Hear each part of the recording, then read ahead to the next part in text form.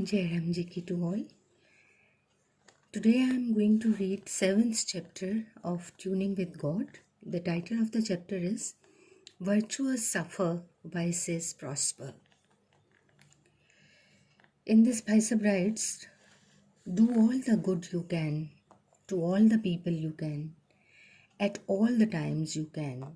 Doing good to others brings good to you only manifold. Now there is a question by an innocent sufferer. The question is, but it is the good folk, sir, that are seen suffering. To this Bhaisaab replies, sufferings are a result of our deeds committed in previous births. They last out their time and finish, not leaving a trace behind. For those who are doing good to the others in the present, the future is doubtless bright. Another question put, but how to deal with the present sufferings, sir? Scriptures come to help us. Many scriptures emphatically declare that devotion to God does away with all sins and resultant sorrows. Devote as much of your time as you can to remember God. Chant His name or names which you like. During the period, see His beautiful form rising before the eyes of your mind. Concentrate your mind on it. This process is called meditation. During your routine of the day, set apart a fixed time, maybe a few minutes, exclusively for meditation. See in meditation that you are praying to Him with hands folded and that He is looking at you with compassion in His eyes. A few days' practice and consequent experience of your own will tell you of the benefit of it. It will endow on you the power of endurance. Sufferings are none of a problem, lack of endurance is. So rightly put, Bhaisaab says, sufferings are none of a problem, lack of endurance is. God gives us the endurance to bear with our troubles and tribulations. Another question, revered sir, this endurance could nay be psychological, a mentation thus formed. To this Bhaisaab replies, suppose it were, then what? You want tranquility of mind and you get it. Then why won't you? What alternatives have you, if not this? But dear brother, it is not psychological. It is real and lasting. Even in the present times, many devotees readily bear with their sufferings due to their trust in God. Try out for yourself. You will gain as well. You will gain as much. Next question. Many commit misdeeds with impunity and as a result more than enjoy life. How come? The answer to this Bhaisaab gives, our vision is limited. So we see and say so. They are enjoying life now as a result of their good deeds done in some past births. Life will go on beyond this birth as well. Their nemesis will fall on them for their misdeeds of the present. Please see what the Lord Himself has to say in this context. The demonic beings feel foolishly sure that all is well. Their base passions seem to the others to have come to an end with their death. Actually, those passions get buried in their inner core only to re-manifest themselves in the next birth. And fallen in the snare of delusion, they fall into foul hell. They keep transmitting in lower and lower life forms.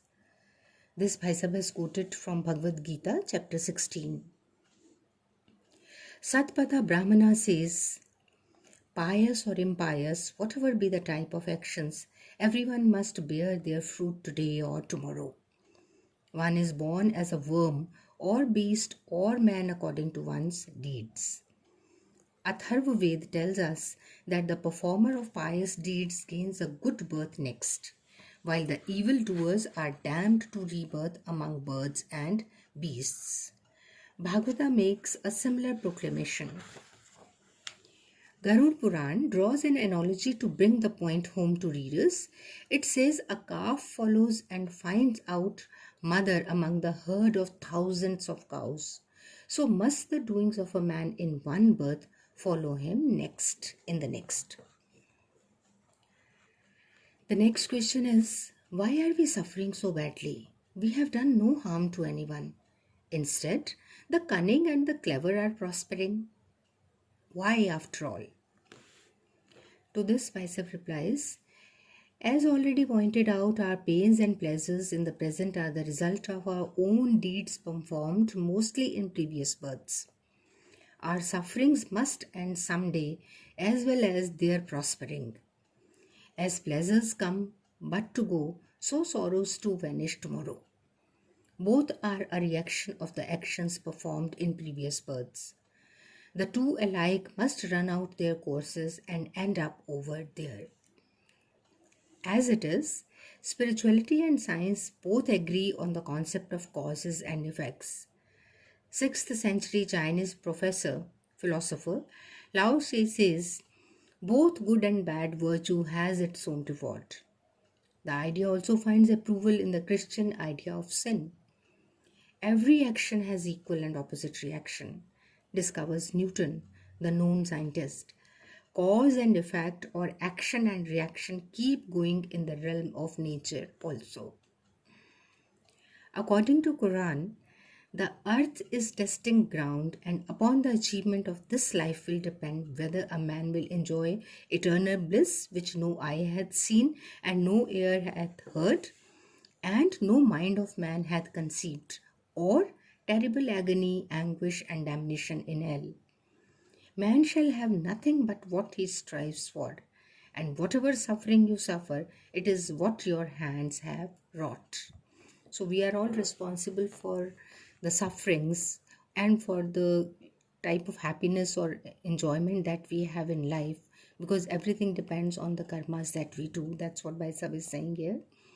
Human intentions, actions, and utterances may not show an immediate reaction, but they do tell on him in due course. This explains why in the present the nice and noble suffer, while crooks and cunnings enjoy.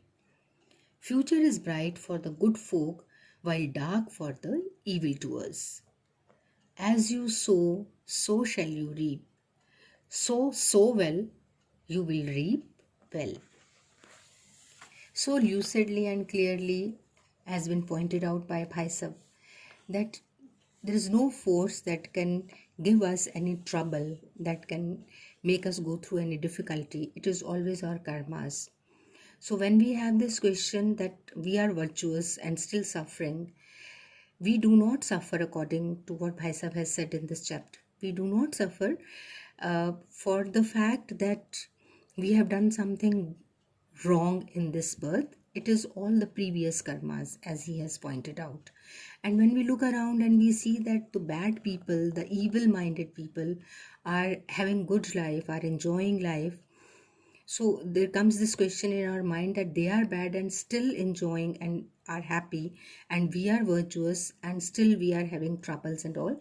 To all these questions that are always bothering us, Bhaisaab has given a very wonderful reply on the basis of the scriptures, quoting from the scriptures, that it will never go unattended, it will never go waste, no good action will ever go waste, and no wrong action will ever be ignored by the forces of nature or by God. Thank you so much, Bhaisaab. Jai Ram Ji ki to all.